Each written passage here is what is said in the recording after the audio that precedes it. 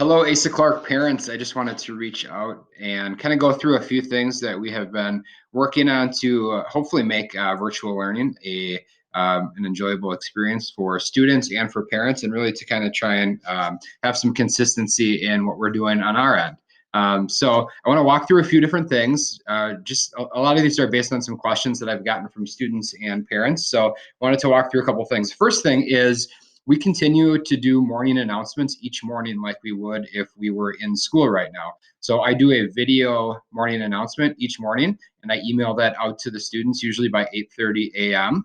So all of the students get that in their email inbox each morning from me. I would highly encourage them to watch those announcements, as I'll include important information regarding virtual learning and other school information there. So that's a good way for students to start the morning and hop on those announcements.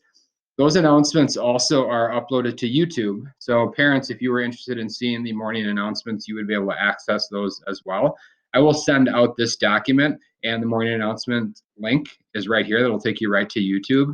So if you go to YouTube, you'll see this is my YouTube channel. You can see past morning announcements. And if, as a parent, you wanted to subscribe to this so you can have access to these, you just click this subscribe button here, and that will subscribe you to my YouTube channel so you can access those announcements. Second thing, I have had what seems like a lot of students reaching out to me on a daily basis asking whether it's an A day or a B day. First, I do include that in my morning announcement each day, so I let students know whether it's an A day or a B day. But secondly, students have access to a calendar that outlines all of the A and B days in their email or associated with their email account. So if they log into their school email, so this is the email inbox here, and if you click up here on the app button, these little dots, and you scroll down to calendar and click that. You can see that a calendar loads up, and I have a lot of calendars, but you can see this one is ACMS student calendar. That probably, the students probably only see that one and then their own calendar, but if that's clicked, they have access to see which day it is, an A day or a B day. So looking at this upcoming week, obviously we don't have school on Friday as it's the first day of spring break. So you can see which days are A days, which days are B days. So if students forget that, that's a really easy spot to go and access whether it's an A or a B day. All right, so the last thing I kind of want to touch on is Canvas. Obviously, Canvas has offered us a great opportunity to continue to deliver school in a virtual format, whereas many other districts don't have a learning management system or have multiple learning management systems. So just having one has been extremely helpful, but recognizing that obviously this is new for everyone, and we wanted to have some consistency with how we were utilizing Canvas. So on Friday, when the students did not have school, we kind of worked on coming to some expectations regarding how Canvas pages would be set up for each classes. So I am going to walk you through that. So first and foremost, all teachers will have their daily agenda posted right on their homepage in their Canvas course. So students should be able to see that right when they log into a course. Secondly, all of the expectations will be set up in modules. So I'm going to show you that. So I am logged on here as a student.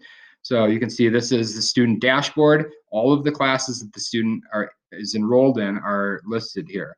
So let's check out a class. All right, so language arts.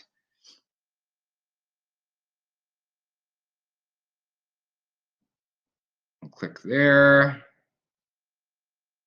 All right, so here's Mrs. Whalen's Canvas page. So as you can see, right away you log into her class. You can see the daily, or in some cases weekly, agenda posted here on the main page. That will be something that all teachers have. It'll either be embedded like this, or there'll be a link saying click here for the daily agenda. So a real easy spot for students to find the daily agenda.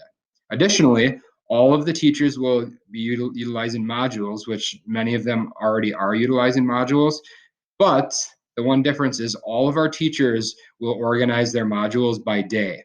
So, if tomorrow, April 6th, if a student has Mrs. Whalen in this case, they can log on, and all they need to do is go to modules and click on Monday, April 6th, and everything that needs to be done for that day will be listed there. So Just wanted to kind of have some consistency with how we had our Canvas pages set up. So as a reminder, like students get logged on, they can take a look at their dashboard. They have all their classes listed there. They go to a class. Here, and we'll go check out science.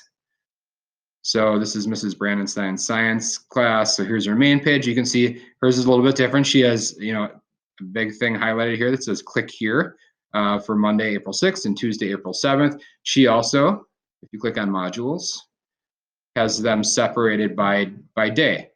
And she has obviously 2 dates in here. That's just because of the AB day class. So this would be the same expectation whether a kid had the class on April 1st or April 2nd.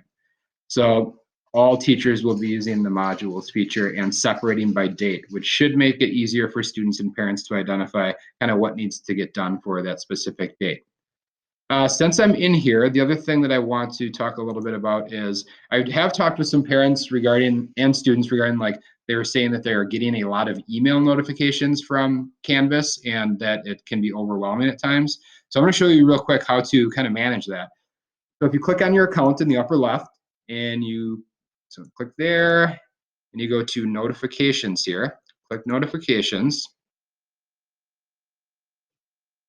And you should see this screen. This will pop up, and this is your notification preference screen. So if you look at, there is a long list of different things here, and you can set what types of notifications you would like to get to your email for each of these things. So your options are, notify me right away, send a daily summary, send a weekly summary, or don't send me anything. So you can kind of go through each of these. So here, due date. So if a due date got posted, you would have the option to obviously get notified right away, send a daily summary or send a weekly summary, or don't send anything. So right now, this due date is set up for getting a weekly summary of due dates. If you wanted to turn that off and not get an email, you just toggle off to the X. So you can kind of go through each of these things and manage what your preferences are related to email notifications. So if you made the decision like, hey, I don't want to get any email notifications from Canvas, I just want to be able to go into Canvas and I'll look there, you can go through and you can turn all of these off. So just a quick overview on that. It might simplify things a little bit. So with that being said, I will send out this kind of little document here that I was working off of. I will also send out, obviously, the link to this screencast. Feel free to share it with students as well. But I did want to thank all of you. I've had the privilege of obviously working from home and trying to get my own daughters through virtual learning. And I know that there are some days that it seems like it's the hardest thing in the world to do. So whether you are still working or working from home, just a big shout out to all of you as parents.